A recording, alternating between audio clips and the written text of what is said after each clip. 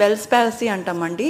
Sometimes ఏమవుతదంటే మనకి ఫేస్‌కి ఒక నరం సప్లై చేస్తూ ఉంటది. అది సెవెంత్ నర్వ్ అంటాం. ఈ సెవెంత్ నర్వ్ తేడా ఏమైనా ఎళ్ళినప్పుడు ఈ కన్ను ముయ్యలేరు.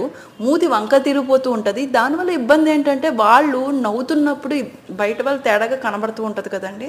అది. ఇది ఆన్సెట్ అయిన వెంటనే మీరు ట్రీట్మెంట్ స్టార్ట్ చేశారంటే చాలా స్పీడ్ రికవరీ ఉంటది. అసలు దేనివల్ల వస్తది అని తెలుసుకుంటే ఈజీగా ట్రీట్ చేసేయొచ్చు.